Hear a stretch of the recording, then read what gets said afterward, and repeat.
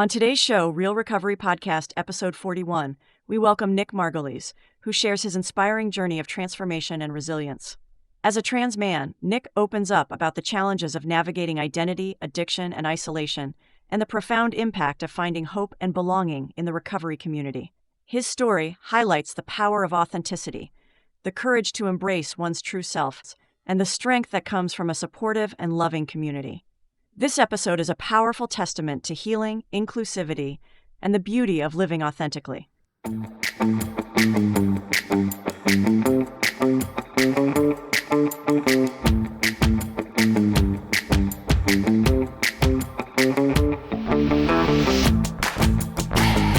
Hello, and welcome to the Real Recovery Podcast. I'm Julie, your co-host. On this journey of healing and transformation, together with my co-host Peter, we dive into the heart of recovery, sharing stories that resonate with courage and inspiration. That's right, Julie. Each episode is a new chapter in this vast narrative of recovery, and we're honored to bring them to you. But keep in mind, the perspectives you'll hear are for informational purposes only and may not reflect the views of the podcast or our partners. Indeed, while these conversations can be a powerful part of your recovery toolkit, they are not substitute for professional medical advice. We encourage you to seek guidance from your healthcare provider for any treatment-related decisions. And if you're facing an immediate crisis, or if you just need to talk to someone who understands, don't hesitate to call the Recovery Crisis Line at 503-223-8569. That number is also on our website. Help is available 24/7. Now let's begin our episode Of recovery, real recovery. Are we recording? We are recording. Woohoo! Hey, Nick, I would like to welcome you to the Real Recovery Podcast. We were just talking about Nick's eyes and realized we were recording. I'm Julie. I'm Peter. I'm Nick. And Nick is our guest today. And I've known Nick for a while, since he got sober in the basement of MCC Church.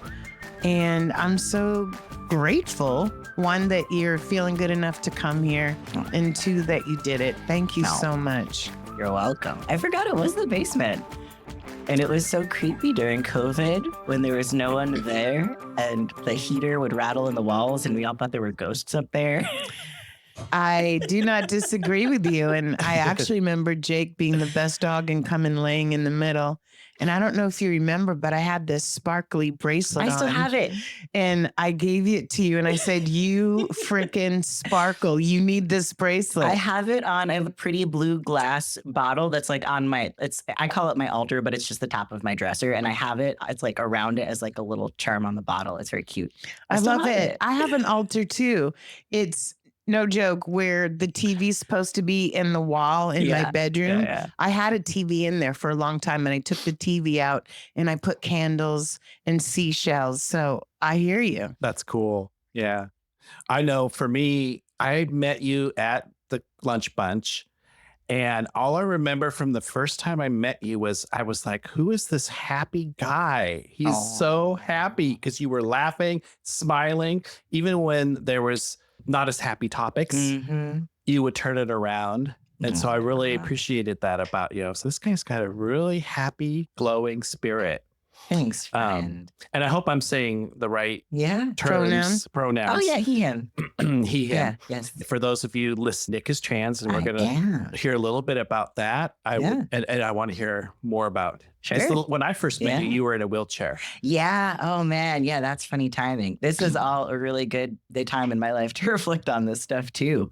As far as being happy, I think one of the reasons why recovery has meant so much to me is I have community. Like, I first met you with Julie going, oh, yes, this is my brother. This is my brother Peter. And with that kind of thing, really, it means a lot to me, a sense of real family and community. And I know, like, when I first came in and I heard people talking about the, like, tortured by loneliness and everyone else got the rule book and I didn't get it.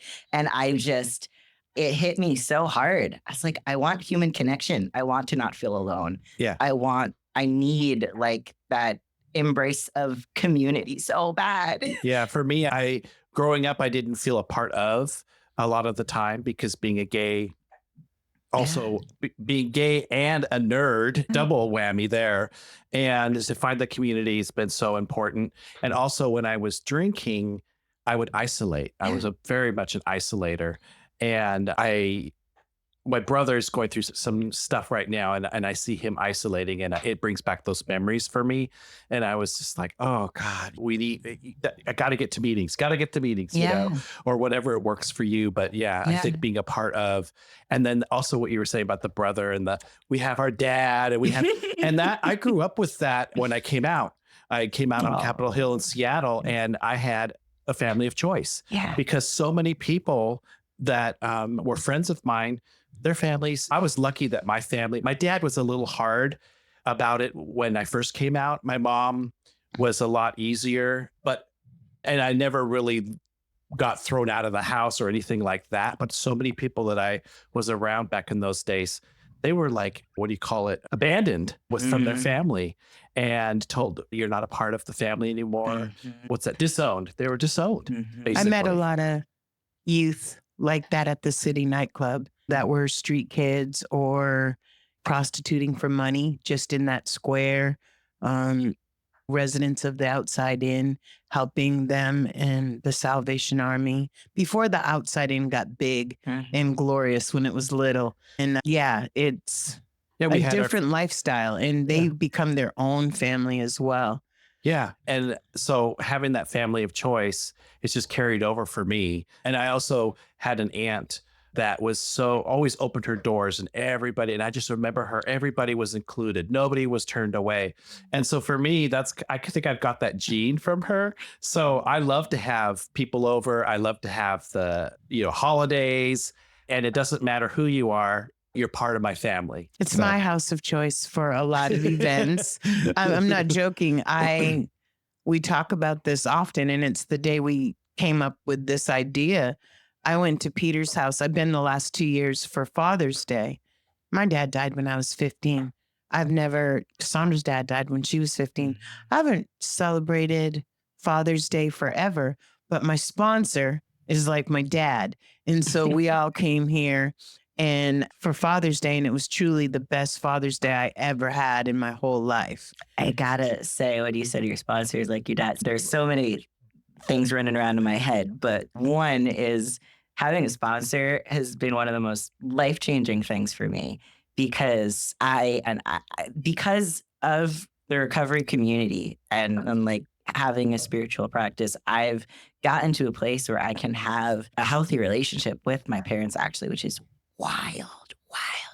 But when I have those moments where my life turns upside down, I'm scared, I'm uncertain, I don't know what to do, I need to have someone who is emotionally healthy and sane and has the tools they need to navigate these things and can guide me because they have those tools. So I can reach out to them and they can help me through it because they have a way to get through it.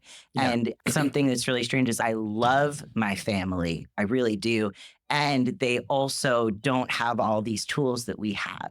And so that's been a real thing. And when you were talking about your aunt opening up the doors, is a little off topic, but I mean, that it still is a really sore spot because I remember when I was little, my parents they have their own things. My mom was a hoarder. And we were really isolated because our lives were chaos. Everyone was really sick. We had no idea what we were doing. We couldn't take care of ourselves. We were like very scared. And no one was allowed over the house because we didn't want anyone to know what it was like. And I remember being a little kid and wanting my grandparents to come over. And it was like, they can't come here. If they see the way we're living, they're going to say something and then your mom is going to be in bed crying for days and weeks. And like, it was like the shameful secret of like, we live in garbage and we can't let anybody know and we can't deal with it. But to circle way back to being in the wheelchair, because it still reminds me of all of this, is that I am 3,000 miles away from my family. And I did just wake up unable to walk and was in horrible pain and didn't know what was happening. And I don't know what I would have done if I didn't have a recovery community because I was scared, I was in pain, and I also couldn't take care of myself. even though I wanted to, and I had to ask for help. And so I had all of these people in my life and all of this, I've been taught. I feel like the recovery community has raised me. Like it takes a village to raise a child. Same here. And this is my village. And I'm being taught how to ask for help and that it's safe and that there are people who can help me in a healthy way. So I couldn't reach the food in my cabinets. I had to drag myself along the floor by my arms, like even to get to the bathroom. And I didn't know what was going on. And I was hungry and I had to call. My sponsee came over, friends from my like Friday home group came over, and everybody had a different schedule and people were busy at different times, but someone was able to come that afternoon and then someone else was able to come the next day. And so as people were able, because I had a big village, people came in a way that was healthy for them. I needed a friend to come help me.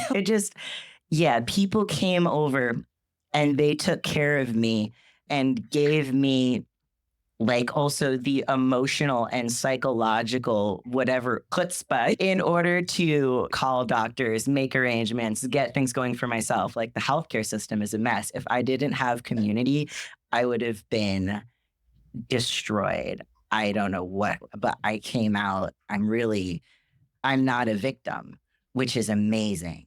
Yeah. How did you get there to that point? Yeah. What growing up? Oh, yeah. You were in this hoarder house. So how did that must have affected you?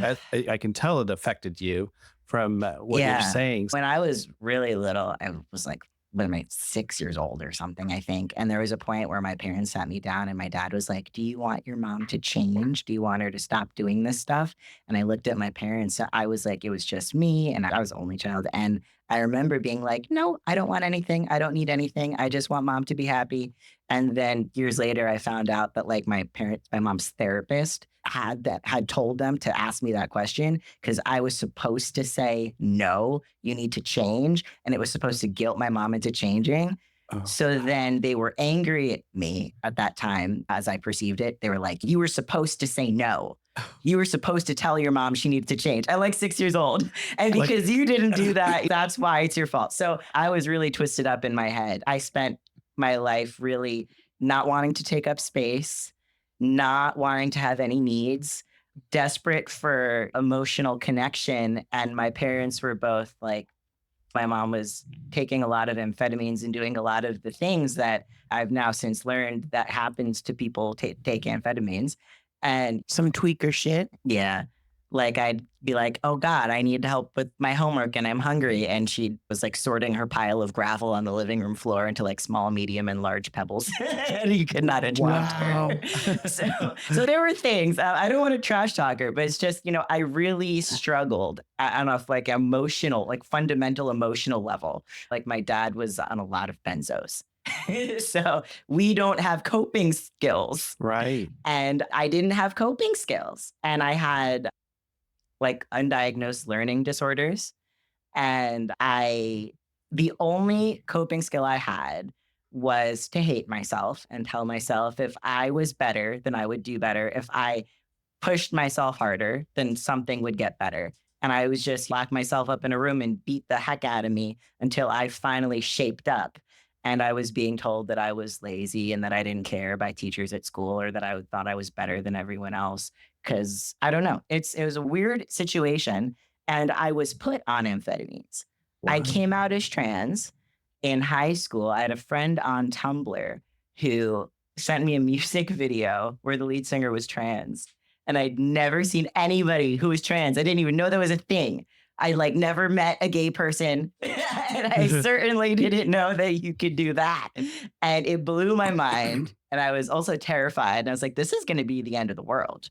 Like, if you do this, Nick, you're done. That's it. You destroyed your life. And so I was like, okay, there's still time to talk myself out of it. So I spent 3 months frantically trying to talk myself out of this. And then I finally couldn't. And I told my parents, and it was the end of the world. For me, it really felt that way. They didn't have any coping skills. And they said, your trans people are sick and diseased, and no one's going to love you. The world is going to chew you up and spit you out. All trans people are drug addicts and they end up homeless, and no one's ever going to love you, which was a really hard one to take. That is a very hard one to take. Yeah. And what's crazy is you are one of the most lovable, kindest people I've ever met. And remember when my condo was going through the construction and I was like going crazy from the banging, and I'd go to the Oh, yeah. church every day. I'd scrub the toilets, I'd mop the floor. Nick and his humble self, I was like, I just can't handle it. And Nick calls me and says, I have a humble place. It's small, but you can come here if you need to. Oh, wow. Just for real. How many rich people we have, and it was Nick was the one who reached out. Wow. It was crazy. And I was like, if it gets that's a that big bad, I heart. will. But I just tried to stay gone from the house until the construction stopped at 5. Yeah. Yeah.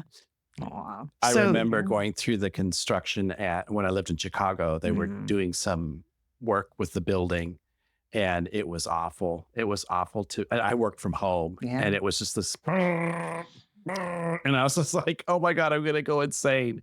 Yeah. To have someone offer you a place to go. That's awesome. That was, talking about the healthcare system. Oh, yeah. I was on medical leave. The doctor that at that time made me, and I was waiting to see the neurologist, which took 5.5 months, and to get into IOP, which took 12 weeks. So the construction came right after that. And I was like, are you serious? My brain hurts. But yeah. But the good thing is, Nick and I got really in good contact and stayed that way. It's funny because our lives both got really nuts at the same time. And the good thing about it is that our friendship got really strong. Yeah. And I'm so grateful for you. No, I know. You called me and you said, this is crazy, but I think and I'm like, I'm right there with you.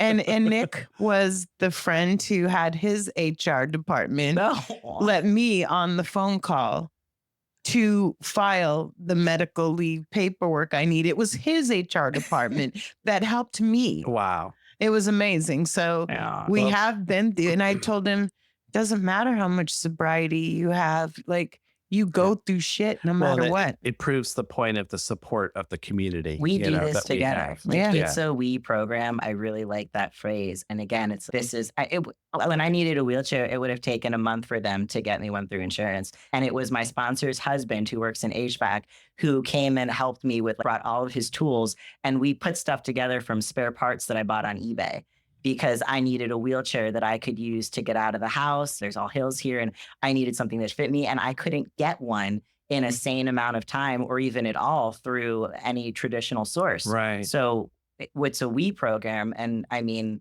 We come problem together. solved together. Yeah. And he was taking his dog down the stairs at the same time. I don't want to get distracted on the current, though. I want you to go back to, you came out on trans. Oh, yeah. Yeah. How did you get here? Oh, yeah. Well, I do have a question Yeah. because I'm a little bit ignorant It's okay. with trans, Yeah. but I do relate in that being gay, Yeah. there's a lot of similarities Yeah. to how we are treated by society Totally. and viewed.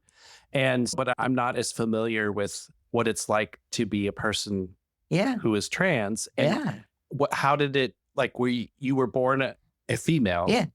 And you were growing up in this family that I gather they treated you as a female. Mhm. So what was it that got, what were the thoughts that went through your head that you said, I'm not comfortable or whatever? I don't want to put words in your mouth. Yeah. First, just before I dive into that, like Julie said, like, how did I get here? It was when I came out as trans that I really felt like I'd lost everything, because I spent my whole entire life trying to be the glue holding my nuclear family together.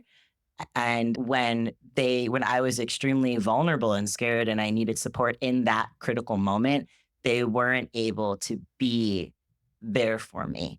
And so that was quite something. And so that was when I ended up realizing that if I drank enough of alcohol, I would just black out and I didn't have to be scared anymore because I wasn't conscious.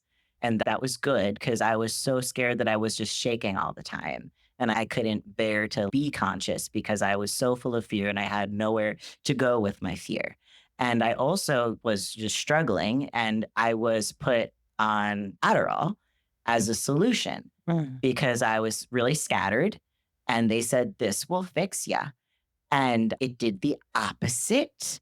It was one of the most damaging substances I've ever put into my body. I think it is. That and antipsychotics are tied for things that almost killed me, really.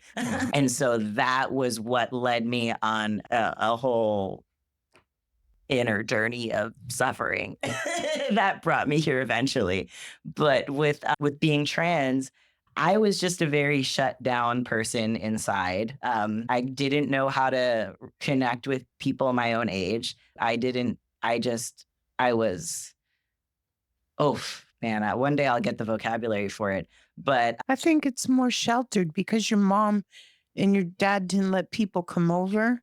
You didn't have that natural procession. there were people at school talking, but I always felt like I'm a different kind of species.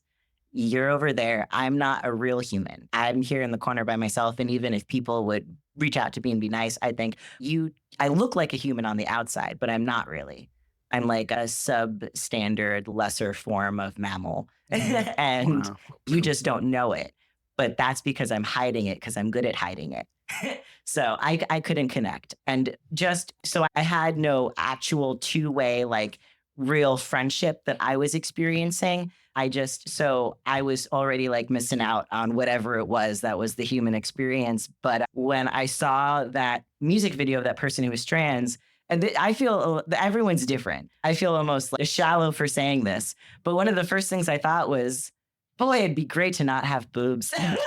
They were always in the way. And I never got the hang of it. Once those started growing, I was like, I'm done with this. I'm like, done. I'm so done. Oh my God. Just how do I forget that this is happening? Wow. And it was something not logical about whenever I'd get a cold and my throat would be all raspy. It'd be like, yeah, this is how my voice should sound. And then was like, oh, you can have hair on your face. I want some of that. And now I just rub my little fuzzy cheeks.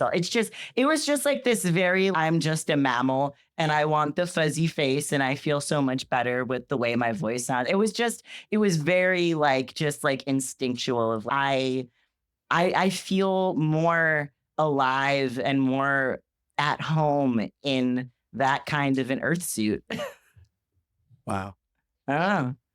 But I also knew it was going to be really bad because there were all these arbitrary rules about you were born with this between your legs and your birth certificate says this. So there's a whole preordained life path. You're going to do this and you're going to act like this and you're going to go there. And when I said no, everyone was devastated. I had destroyed their dreams. I had ruined their lives. I killed their daughter.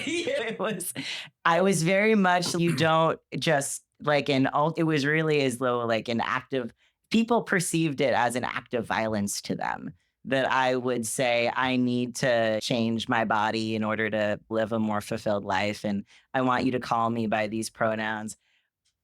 I remember my mom sitting on the edge of my bed one night and saying, listen, your dad saw that you changed your name on Facebook and the stress, I think it's going to kill him. And I don't want to lose your father. I'm so terrified of your dad dying. So please stop doing this because I don't want your dad to die. I was like, Wow. whoa, oh man. Way to lay it all on you, right? So I was really a scared person. And then I was put on these pills that made me insane. And then I was using alcohol as a way to get some relief from just the nightmare that I felt I'd fallen into, because I believed it when people said no one's ever going to love you. I said, yeah, probably. I bet. Which, as a parent, I'm just going to speak for me personally. It wouldn't matter to me if my daughter was gay, trans, or whatever.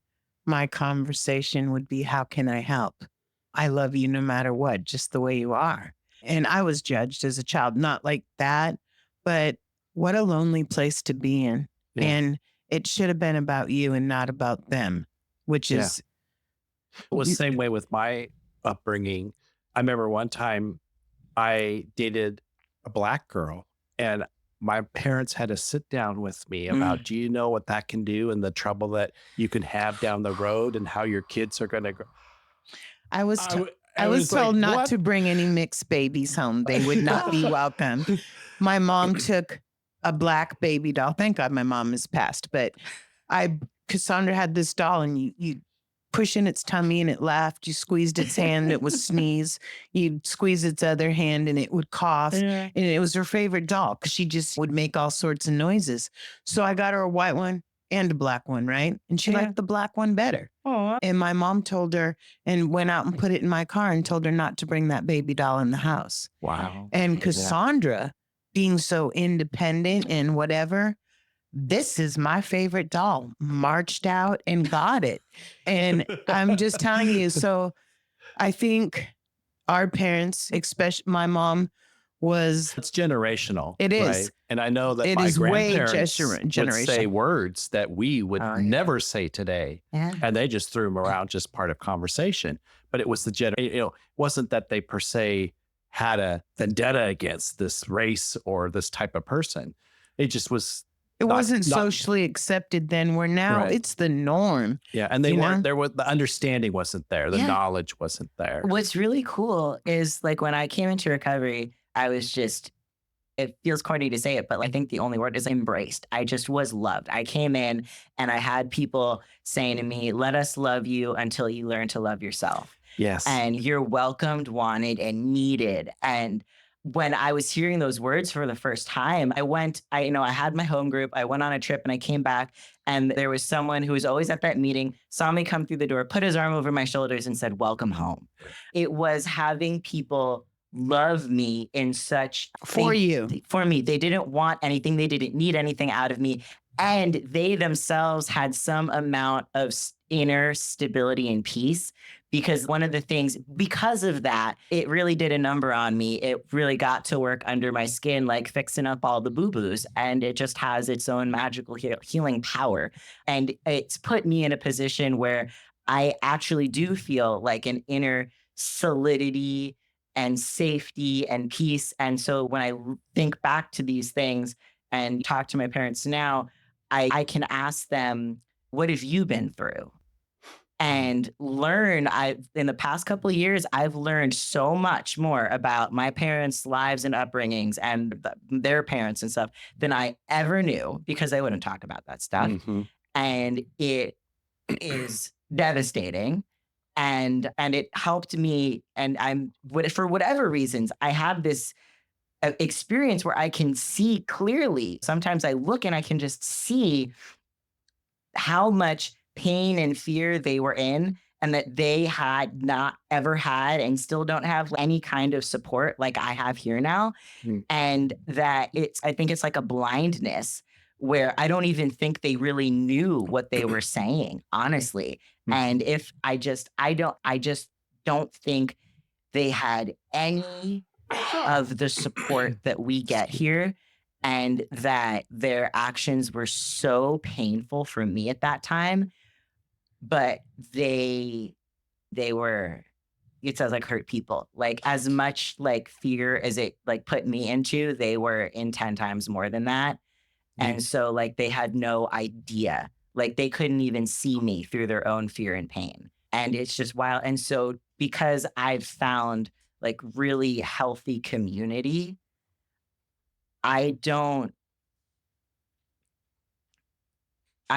need to be wounded by what they went through. That's, in a way, that's their fear and pain, and it doesn't have to be mine anymore. Yeah, I love that's that. cool. Yeah. And the other You thing are very gracious. The other thing I noticed with my folks, more with my mom than my dad per se, but they did have open enough minds to, once they got over it, they learned. Yeah. And they became accepting. Yeah. And they put aside the stereotypes of who I was and focused on who I really was. And I told them point blank, I said, I'm coming out to you because I'm not going to be the person who's hiding anymore, because I wore so many masks throughout my life. And I wasn't going to say, oh, I'm here with Chris and it's really Christopher and not Christy, right? I didn't want to play that game. I was like, this is me. I want to be honest. And I want to be open and honest with you so you can do the same for me, because family is so important to me. And it took a while, but they eventually came round. And my dad has passed, but my mom today, she even listens to the show. Shout out to Rosemary, the most gorgeous woman, kindest. She's kind. If I even look a tenth of as good as she does at her age, I will thank God and kiss the ground. So shout out to Rosemary. I will say, speaking of moms, that like my mom actually just stayed with me for over a month, like in September. Wow.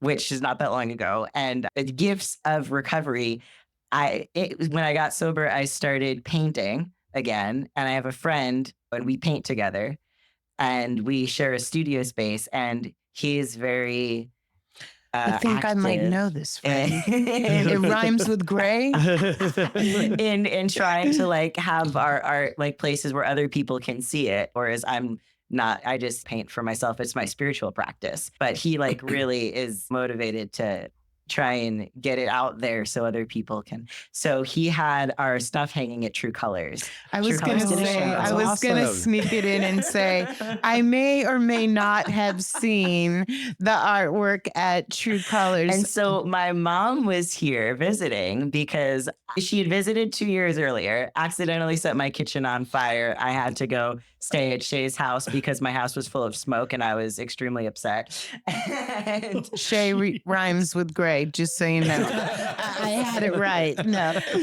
But so it was the visit didn't end well. And in the meanwhile, like in the 2 years since, I listened to a lot of Al-Anon speaker tapes. I did a lot of step work. And I said, okay, I think I'm ready for another attempt because the recovery gives me that perspective. And so I said, it's worth trying again. I can do this. Courageous. I've got good role models. I know, but I could have never lived with my mother for a month. I'm telling you, not at the weakest moment, not at the greatest moment. Well, I'm being honest. I will let you know that it was a life beyond my wildest dreams, which is crazy to say. No, it was beautiful. It is beautiful because I'm a different person now. And because I'm a different person, they get to be different people. Yeah. And we get a redo. We get second chances. We're still alive. I'm still breathing. And I can give them a chance to be new as well. I love that. And she got to go to the show at True Colors. And she got to see all of my friends in AA and CMA. All of my friends were there and they saw my mom. And my mom was like, and everyone was so kind to her. Everyone was so loving. And my mom got to be there like awash in that sea of community and support. And it's just love. And I've got goosebumps right now thinking about it because she had never gotten to experience anything like that in her life. And she got to meet my sponsor. That is awesome. That's one of the things I think that's one of the moments I'm proudest of in my entire life. Like no matter what I ever do or achieve or get, like that is like on my greatest hits. Like when I'm dying, I'm going to remember that. I feel really fortunate that I got to be part of a moment like that. That is some like crazy, ridiculous miracle stuff. I'd like to know, did it heal your soul? Yeah. Yeah, I love it. Oh, yeah. Because it's crazy. My mom has had a lot of the same problems as me, but I found a community and she didn't. And she gets to experience some of it vicariously through me. It's been like hard to learn that the best thing I can do for anybody else is to care for myself, is to love myself and connect with people who will help me learn that. And then that ripples out. And like the cool thing is that like when I came in, I was just like a screaming feral animal in pain. I was like, just pain. And now that's been healing. I can see that in addition, at the same time, there's like, it hurts to know that, yes, I can be hurt by other people and angry at other people, but it also hurts me just to know that they're like that because they're in pain too. Mm-hmm. I'm in pain. Other people are in pain. I know what that's like. And it hurts me just as much to see them hurting. And so like when I heal, I get to ripple that out. And not only my pain, but like my secondary pain and seeing others in pain also starts healing because I'm finally doing something that's positive in the world. There's something, and I think it's like in the 12 and 12 where it talks about like we meant well, but we couldn't do well. Like we meant when we tried hard, but like I had morals, I had ideals, I had values. And did my actions actually contribute to anything in that direction? No. Right. Can I say amen? Yeah. I'm just saying my choices in recovery are none of my choices when I was using. I don't ever take money, owe money. You know what I'm saying? Just, I have so many principles, sometimes too many, but my core values are so good that I had to realize that my career wasn't doing me the justice that I needed as well, that I had a different purpose, a higher purpose, a better purpose. And I'm a slow learner. What you get at, how many years do you have now? 3. Yeah, what you get at 3, it's taken me 25. I'm a slow learner. It's just like the higher power. When I first came in, it was the parole officer. Then it was God, the group of drunks. And then it became a higher power around the 10th year. And it's just like my addiction, the craziness wasn't removed until the 3rd or the 4th year. And I am a slow learner. Julieville is where I lived for so long. When they talk about alcoholics being self-centered and stuff, I'm an only child too. And it was about me and me. And I had so much structure that when I finally got to be me, I went butt crazy and away from everything, not knowing where it was going to go. Yeah. I like how you're saying because of the pain that you went through, you can share that experience with others who are going through that pain. And on that note, someone who is in a similar place as you were back when you started using to strip who you were away and to hide who you were and those feelings. Can you talk a little bit about that and how you transitioned from that into the program that you're in? And oh, I just thought I'm a monster. I'm a disgusting freak of nature is really what I believed about myself. And I was so certain that I was going to be like this. No one in the world would touch me with the 10-foot pole. I would never have a friend. I would never feel closeness or connection. I was just gonna be this ugly little goblin all by myself. And I wanted to believe that I was a beautiful, sparkly human soul worthy of love and respect that had so much to share and celebrate. And I just couldn't hang on to that. It really got away from me. And when I tried so many things, I read so many self-help books. I saw more therapists than I've got friends who've dated a lot, and I've seen more therapists than they've dated. I've been on every medication. I had psychiatrists, I had neurologists. I went through the whole medical system, and I did not find healing.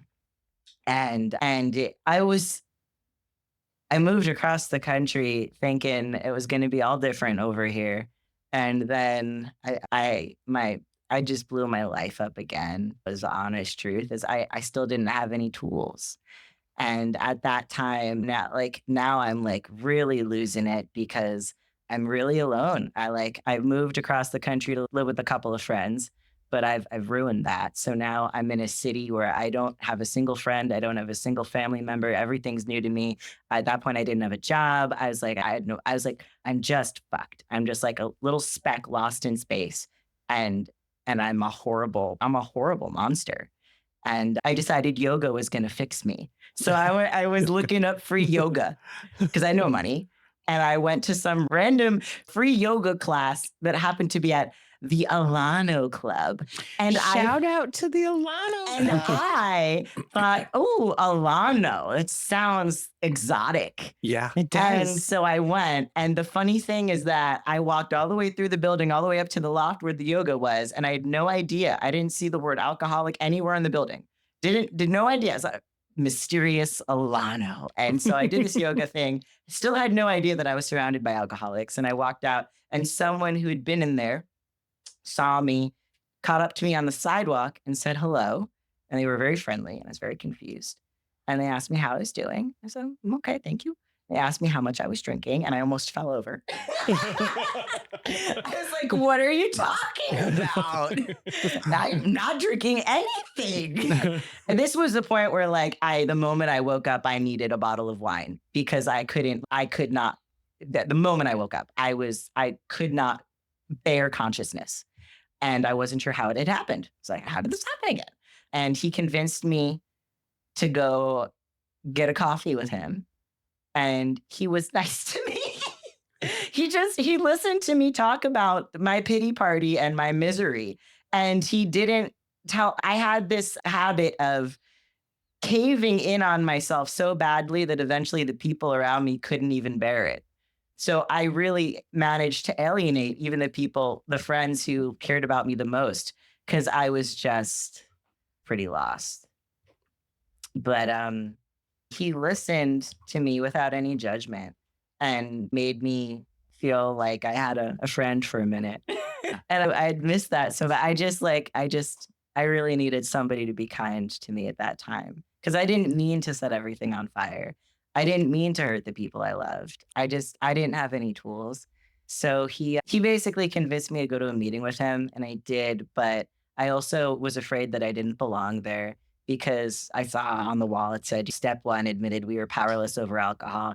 And I felt like I could not admit powerlessness over anything, because I wasn't allowed to. Like, I was supposed to be the one who could manage. I was supposed to be the one who could control it. And if I was just good enough and tried hard enough and was tough enough and whatever, then everything would be okay. And it felt like a fundamental, like a failure, like a complete crisis to admit. I could not admit that, or everything had already crumbled. But that was the hill I was going to die on. The only shred of hope I ever had was that I'll finally be good enough to control everything. I was still holding out on that. Yeah, we all are.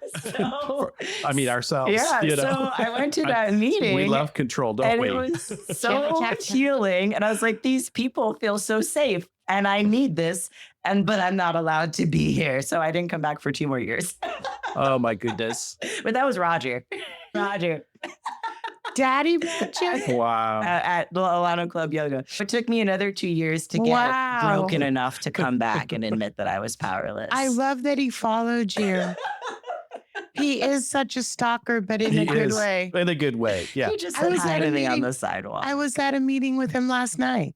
Roger's been on the podcast, for those who listen. He's one of our early episodes, so you can go back and check that out if you like. That's how I got 12-stepped. And Wow. I got a sponsor. And I didn't believe I was an alcoholic, but everybody there was saying, I'm an alcoholic, and I wanted to fit in, and I wanted to have friends. And these people actually seemed sane and healthy and safe. And so I just started saying, I'm Nick and I'm an alcoholic, because I wanted to fit in.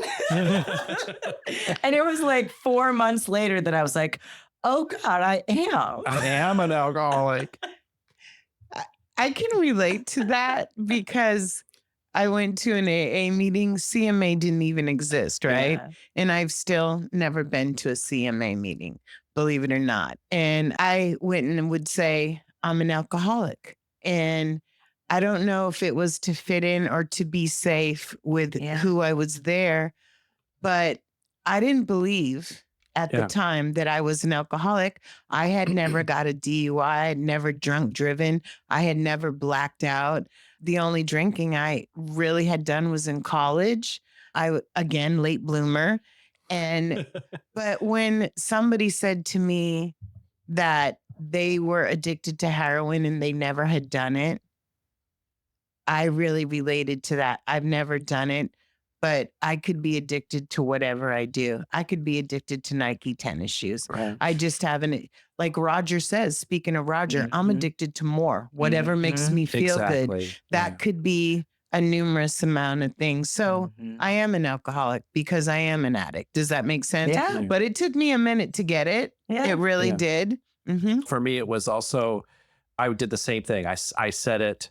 I didn't believe it in my head the first 100 times I said it. But what got it cemented to me was all the similarities in the room to what I was doing and how I had behaved and what I'd been through. That's where it then became like, oh shit, I am an alcoholic. Because like you, I wanted to fit in because I never felt like I fit in my early years. And when it came to me that person, what they just said, I felt the same way. That person, it's like, holy crap, I am an alcoholic. I do belong here. What's so funny is I still didn't believe, but I knew it was a good place for me. I felt safe there, and I had learned how to trust these guys, and I wasn't worried about drinking because I didn't like alcohol. So I could be there. The only thing is the urge to stop drinking. I was like, not a problem. That's easy for me. And then it really wasn't until years later that somebody came in the room and said, I'm an addict and an alcoholic. And I was like, and they went on, and I was like, oh.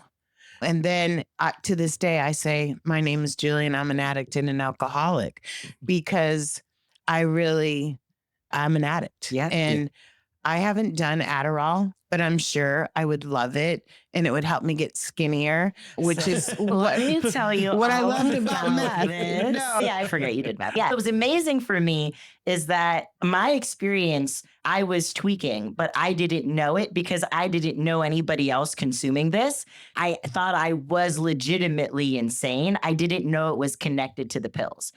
And I was at the point where I was collapsing. I was having I was on the college campus having EKGs every week because I'd go to stand up and just like hit the ground and my heart would be racing. I wasn't eating. I wasn't sleeping. I would end up on the floor of my dorm, suddenly realizing like my stomach was digesting itself and too weak to get up and move. And I'd have to like text someone an SOS for a sandwich because it was like, I just realized I haven't eaten in 3 days.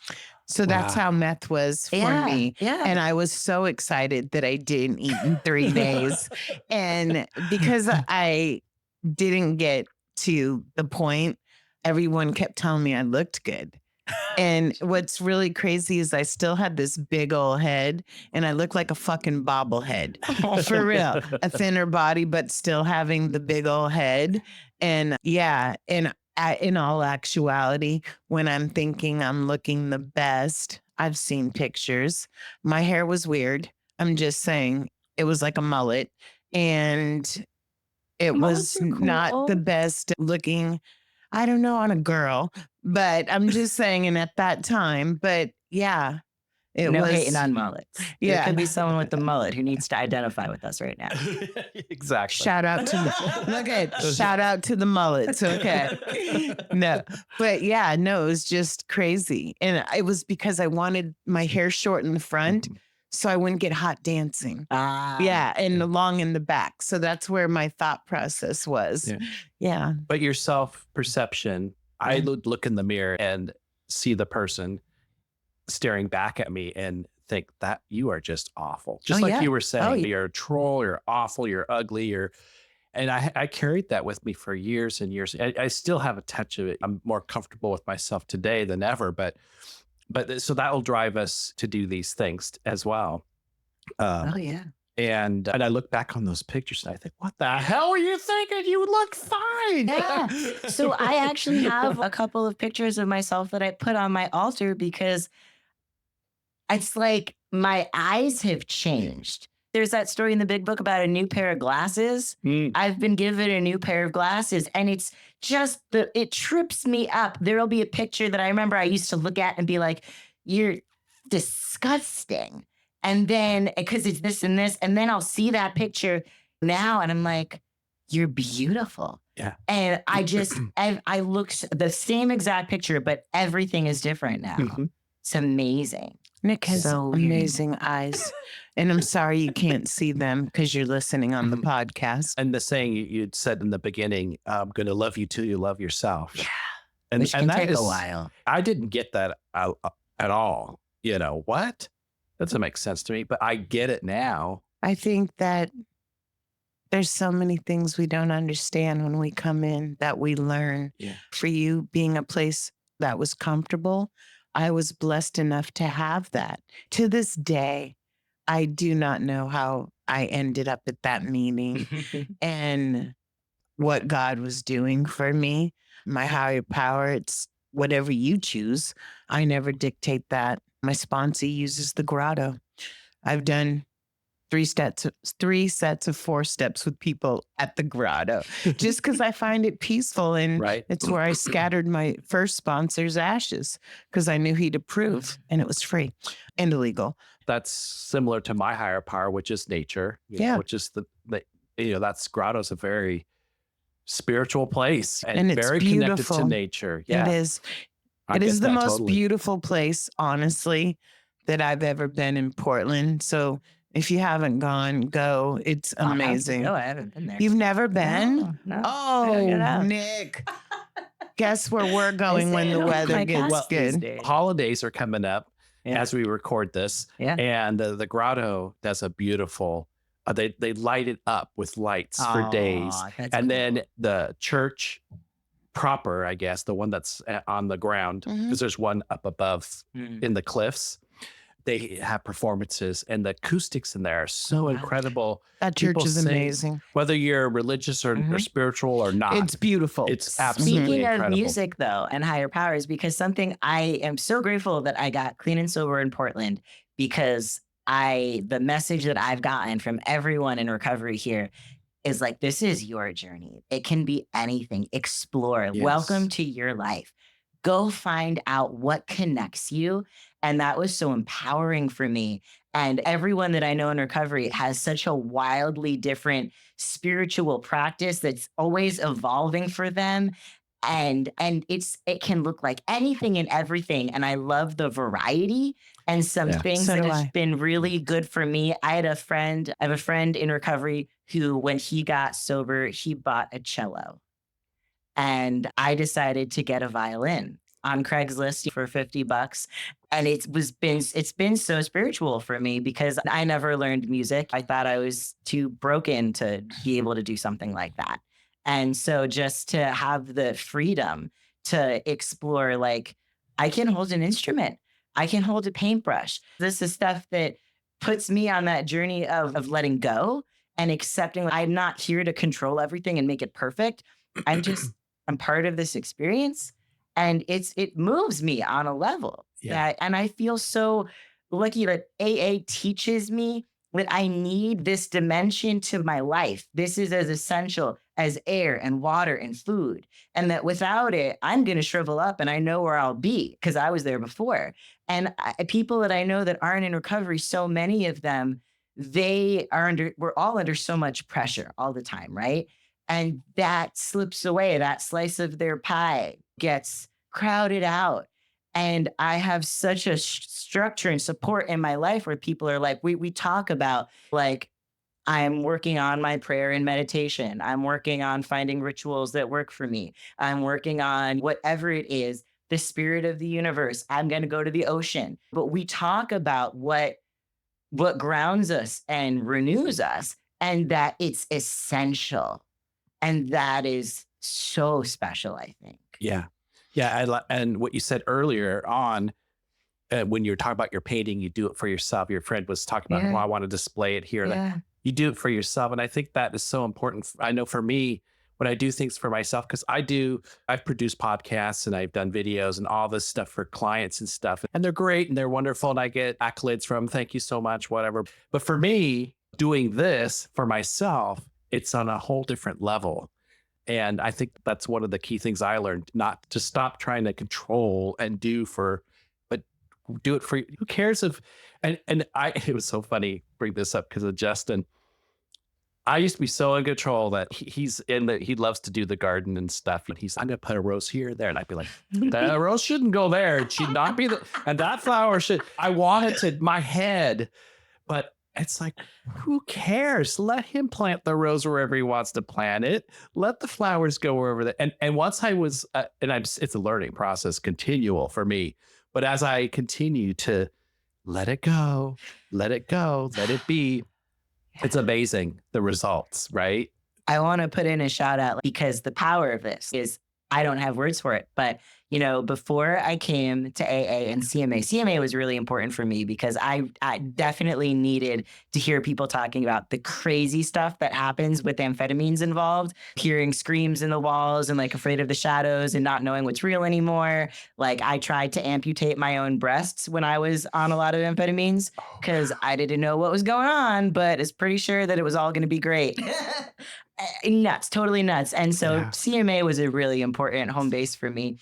But we're talking, I did not know like how to deal with life. And when it got overwhelming, I thought, I just need to take some speed and then I'll be better. It will Yeah. make me smarter. It will make me faster. Every problem that I have can be fixed by adding more of this substance to fix me. And that's not true. no, it's not true. But Mhm. what's so weird because every time I'd quit and I'd be trying to live for a while, but I'd always get dealt something that I couldn't handle. That one card would always come up in that deck, be like, you know what you have in the back of that drawer there will probably fix you this time. I could not break that voice in my head. Right. It was always going to pop up one day. Right. And Because you didn't have the tools. no, Right. And I was the same way. I always didn't have going to the be a day tools. that I'm dealt Mhm. more than I can handle. And that's always there in the corner for me.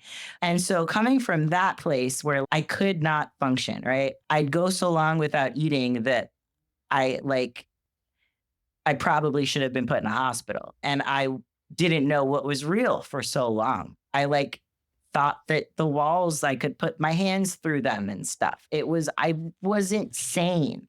And to go from that state of being to, I've been dealt some really challenging stuff lately and found out that I'm the only person, where I've been working, there's really bad discrimination, especially against people with disabilities. And a lot of us are being basically illegally terminated instead of getting our civil rights, like ADA stuff. Right. It's really bad. But I'm the only one who reported what's going on because it's such a hostile environment. We are overwhelmed, we're demoralized, we're isolated, gaslit. Like we don't know that we have rights and we have worth and we deserve safety. And all of these other people went away quietly. And because I'm in AA, I had so much support and community. And I have people in my corner who are helping me learn how to love myself. And so how does your higher power want you to treat yourself? My higher power a lot of the times is just love. And I am worthy of love. And so for some reason that changed a lot. So when I was in this situation, I said, wait, I'm going to treat myself in a loving way. And that means, and also ask for help, is to be loving to myself and to ask for help. And so previously, if I didn't have recovery, I would have just said, I'm not working hard enough. I'm not doing good enough. It's all my fault. And I'll just take some speed and then I'll finally be better. Right. And instead I said, I love myself and I need help because I can't do this alone. Something's happening and I can't do this. I reached out for help. And so now I'm connected with all these resources and our unions are getting together to take a collective action. Wow. Because I've connected with legal advocates and I've learned that I have rights under the law and that I'm not the only one being treated this way. I am the only person who reported this and I think it's because I might be the only person in recovery who has experienced this. I think I'm the only person who has the resources, who has the community and the strength. And it's a power that is beyond words that can guide us through really terrible situations and tell us is a path that is good. It doesn't have to be self-hatred and anger and bitterness and fear and resentment. And there are people who will help you. You are never alone. That is my takeaway from recovery, is being told again and again, you are never alone. You are never alone. You are never alone. Yeah, that's awesome. Hats off to you for taking the initiative to stand up for those rights. I tried to do a similar thing. I had a similar situation with a previous employer where the gaslighting was like big time and others were being affected. And they just took it and just hunkered down. And I was like, no, this is not right. And I ended up leaving because that was the only way out for me at the time.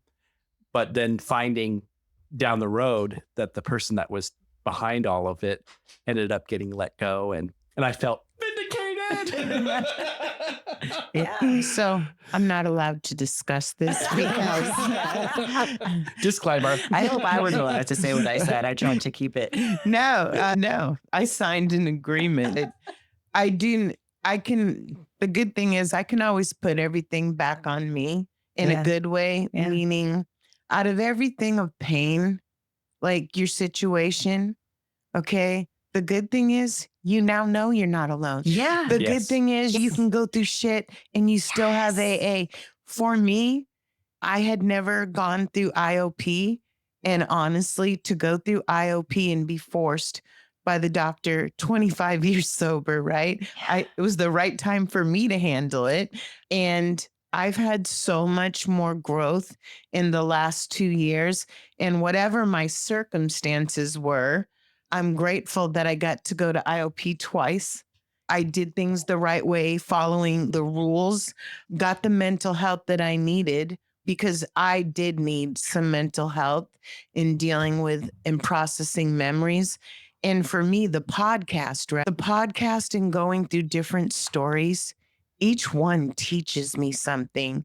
If I'm really uncomfortable during a podcast, I know that it hits home. Mm-hmm. I was most uncomfortable during a needle and a sex story. And I owned an escort service and I was an IV drug user. Recently, I got very upset, had a little bit of maybe a lot of a resentment that someone sent me a picture of needle tracks on their arms. And I was like, this is not what I choose to wake up to. And really, it's me being uncomfortable. And I know that now, but it's taken me going through this to realize what I'm comfortable in and what I'm not. In AA, they say is the easier, softer way. Mm-hmm. Man, has it been the easier, softer way for me. And I'm going to chair a CMA meeting in a couple of weeks. And I'm going to try to grow in that area since it is my drug of choice. And I think it's when we stop growing that we have to worry. When everything's perfect and life is not perfect. And when you stop growing, I think you become stagnant in your program. And I think also some of the most uncomfortable positions you will be put in, you will have the most growth from. And that's what I thank my recent situation for. The growth has been exponential. It is the most growth I've had in AA. Like I said, for a long time, it was just good enough to be sober. For a long time, it was just good enough to be sober and be my daughter's mother. But I'm so grateful that I'm an addict and an alcoholic because the other people, they don't have necessarily what we have. These tools and the community that and the we family have. of choice. Yeah. Peter, you literally make, and I use the word literally, please don't edit. You make my life better all the time. When I've been through some bad memories, and you're the first person I called this year when I saw the news story. One, I knew you'd be awake. And we've talked so much about our situations that I can't disclose and won't, and be respectful and just go with the gratitude of the journey. And Nick, whether it was filling out the form and whatnot, when you called me, I said, I don't think you're crazy. I'm right there with you. And resources, you gave me your HR department. I'm like, look, we're getting you an electricity appointment. And now we share the acupuncture. So many things. And every time I learn something, I'm like, Nick, I just want you to know. And we've become that to each other. And let me tell you, if you ever need to move, become a part of AA because you'll get help right and left. Well, but also, Julie, you always reaching out to me and saying, hey, there are these resources, call this number. has been a good role model for me because I found myself doing that more of like part of, for me, like working the steps is learning to think more of other people. Yes. I love the phrase like humility isn't thinking less of myself, but it's thinking more often about others. And so I'm seeing that there are more and more moments where I pause and I look at someone, I'm like, wait, there might be a resource that I know about that could help you. And so I'm telling other people there are these resources, like Yes. you reach out to this if you need this, because having that behavior in the people around me, it rubs off on me. And Well, I'm who's taught me that more than anybody is my sponsee. yeah. Okay. Teaches me stuff all the time. Okay. Beyond Colette, who's on our board of directors, really has taught me some stuff. And my daughter, I am blessed to still be financially solvent. And so it's just like when you have one kid, I never qualified for food stamps, but it's okay. But I've learned to not be so independent that it's crippling. I had to ask my sponsor, can you take me to the MRI? It was in different ways that I had to be humble. Yeah. And I was so independent as a child. And unlike a lot of stories I hear, and I think this was a disadvantage, I was extremely popular, okay, but empty. Does that make sense? Mhm. Where I know a lot of the people, like my sponsor, didn't fit in and people picked on him, which I always wish I was friends with him or Peter, because I would have whooped somebody's ass.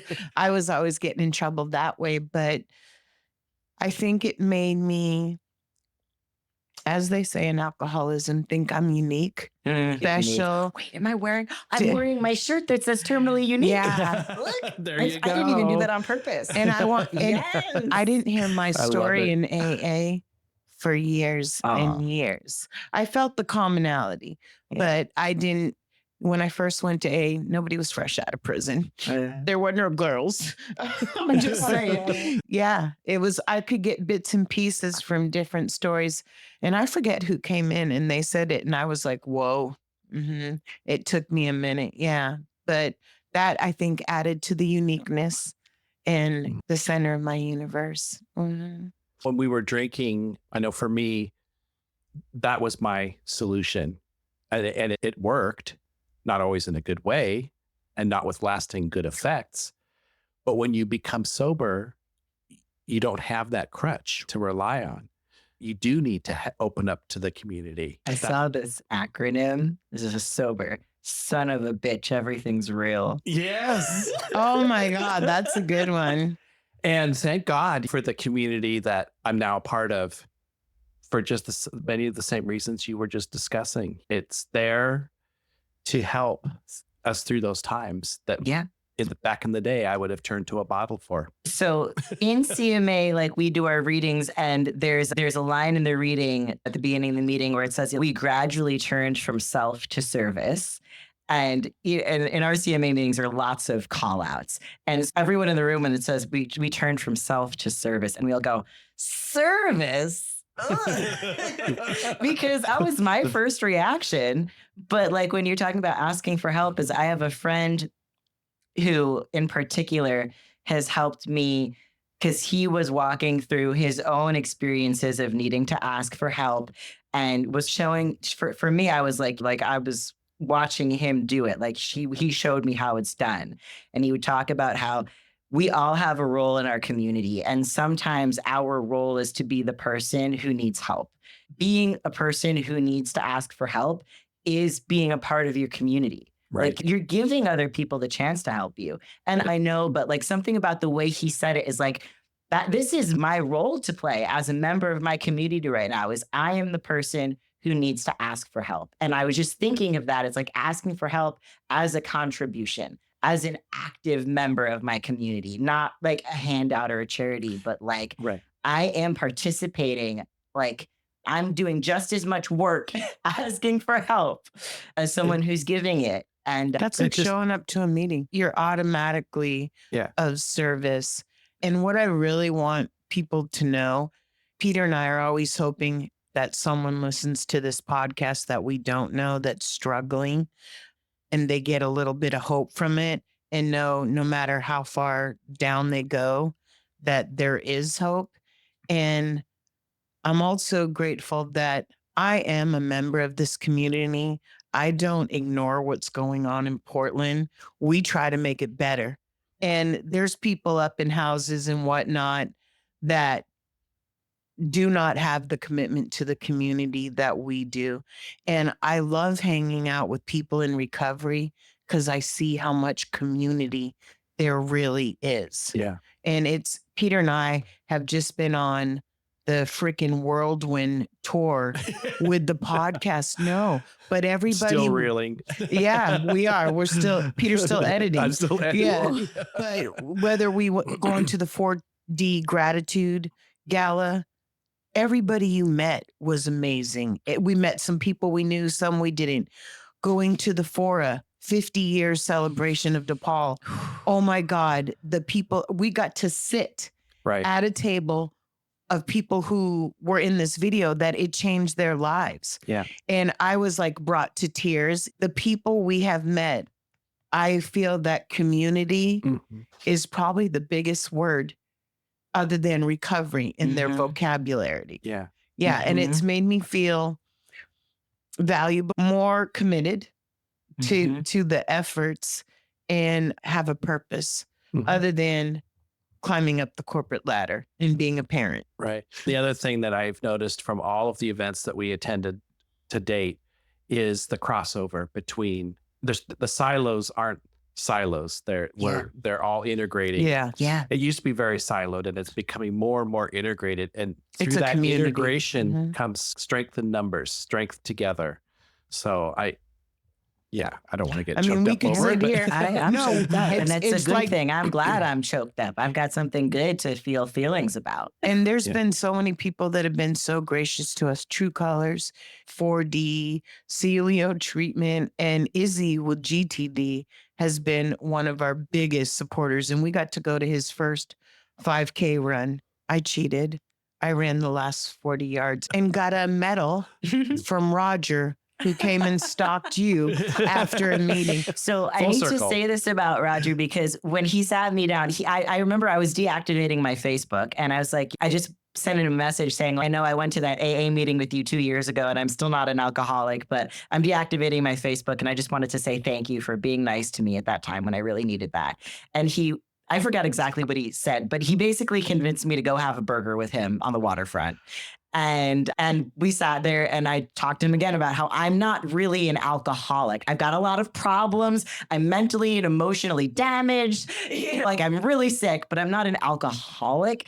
And he said something about, so I at one point I said to him, look, I know I'm nuts. And I had my glass of water and it's the table and I put it right on the edge of the table. And I was like, see, the glass of water is right on the edge of the table. And I never know if today is going to be the day that it falls off. On the edge, if the wind blows the wrong way, I might just kill myself. I never know when I wake up. But I'm not an alcoholic, you see. So he takes the glass of water, he puts it brings it to the center of the table. And he says, what about if we tried to get you here in the middle? And he said, sweetie or honey, we're all just sick people. We're just sick people trying to get better. Doesn't matter. Nobody cares what kind of sick you are. His efforts. Last night we were at the newcomers meeting, and his efforts with the newcomer are unshakable. Meaning he really does go after you're the most important person for us to show, and invites everybody and their mama to lunch. And I love that you had a burger with him, for real. But it was that we're all sick people trying to get better. Because I was so hung up on the divisions. Right. I was like, I've got a pill problem. I sure can't stop taking Xanax, but I might be an alcoholic. It's like at least here, nobody cares. No. Gambling, sex, smartphone, whatever it is, we need support. Right. Yes, we do. Addicted to more is the phrase that I always liked. Me too. Because there it takes out whatever the addiction is, because that's the heart of it. Is there's never enough for me. There's never enough vodka. If I think about, okay, I'm going to drink, I'm going to go drink, I'd have to have a truck pull up with me because there's not enough. There's just never enough. And it could be pills, it could be something you're injecting, you're smoking, whatever it is, the gambling, the eating, it doesn't matter the addiction. It's that I can't get enough. And then getting to the heart of, well, what are we trying to quell with whatever that addiction is? I will say, I think I am still addicted to more and I always will be, but at least I've got healthy ways to work with To this work through energy. it. And when Yes. Julia was talking about growing, because in the past couple of years, I've lost a loved one that really rocked my world. My dog of 15 years, who's seen me through everything, passed away a few months ago. And then I didn't know if I was ever going to walk again. I was in so much pain. So many things happened. And especially now, I'm going up against a university. And I've had people caution me. Like I spoke to a professor with disabilities who said, I've seen people pick up this fight and it just becomes all consuming. And I'm just worried about your health. Like you got to take care of yourself. Is this really the fight you want to pick? And the thing is that like the all of the challenges that I faced because I'm in recovery, my answer is I need more spiritual practice in my life.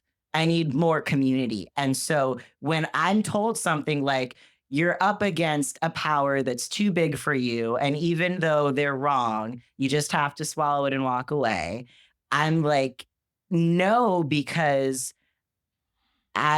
today, what's working for me is living by spiritual principles. I like have a little piece of paper with the 12 steps in each of the principles for each step. And I'm like, I look at that when I'm brushing my teeth and it's like justice and brotherly love, perseverance, humility, courage, love and service. And I'm like this, because this keeps me sober. And that keeps me alive. And also from a fate that's worse than death in some ways. Right. Because I was in the psych ward and I was like hiding under the furniture and clawing at the wall and they had to come sedate me. So when I'm like, okay, this is an unjust situation, I need to do something to live by spiritual principles.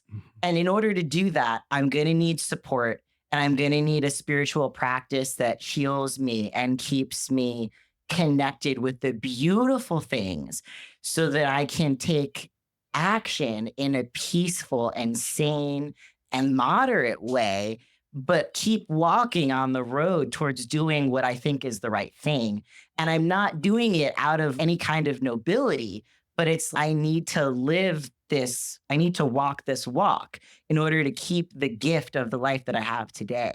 And so I'm going to really dig into all of the resources I can to like care for myself and stay connected so that I can live by the spiritual principles so that I can keep enjoying the relationships that make my heart feel good and the beautiful moments when I snuggle my cat. Like these are the gifts of recovery.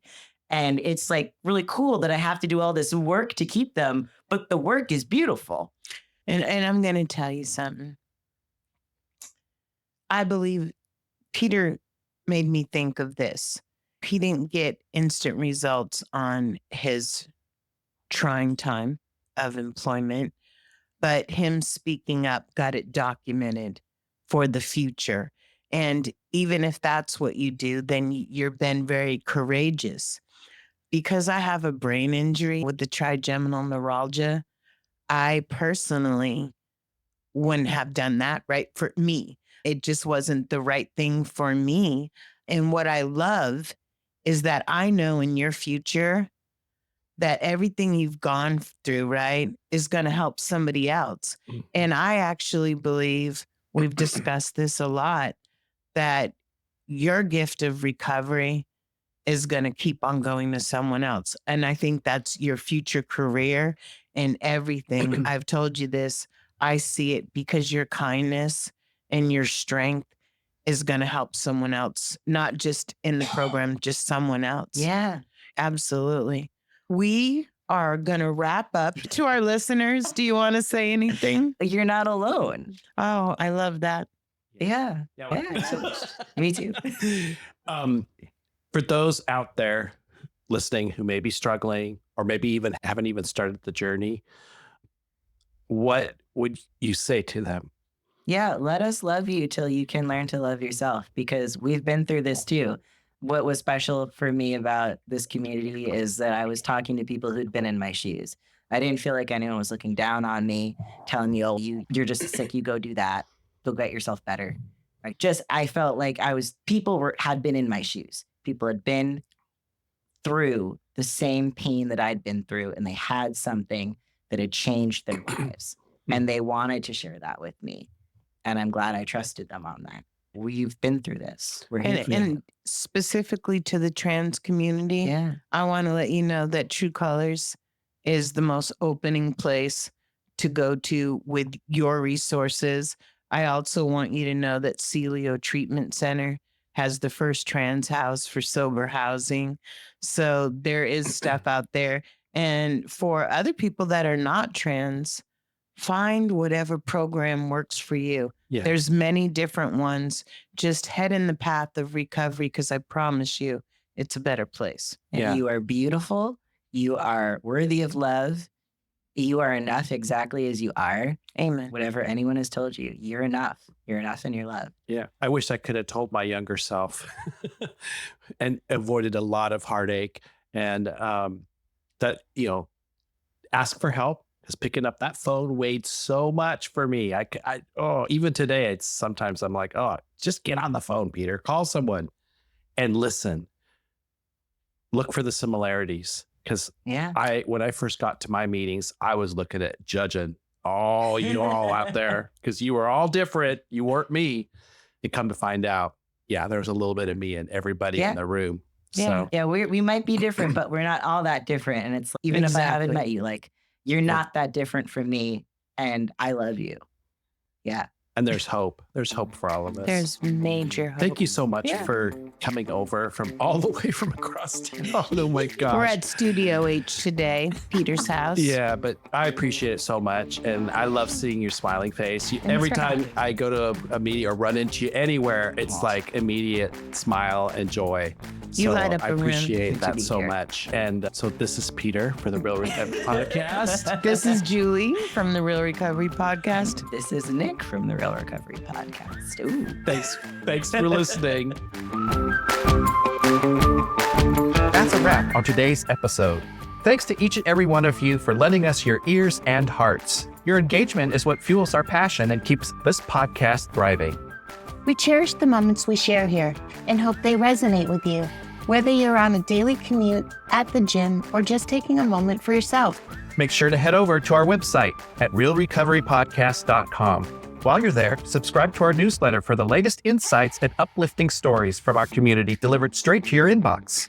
Click that subscribe button on your favorite podcast player too, so you can keep up with every new episode. It's your support that keeps our conversation alive and meaningful. And if our stories have touched you, consider using the donate button on our site. Your contributions, no matter the size, are deeply appreciated. They help us continue our mission of sharing hope and healing. Join us beyond the podcast and follow our journey on social media. Find us on Instagram, Facebook, and on X, formerly known as Twitter. All the links are on our site, so you can stay connected and be a part of the Real Recovery community every day. Your likes, shares, and comments not only spread the message of recovery, but also remind us that we're all in this together. So, until we meet again, remember that recovery is a journey, not a destination, and we'll be here to accompany you every step of the way to recovery, real recovery. Thanks for listening.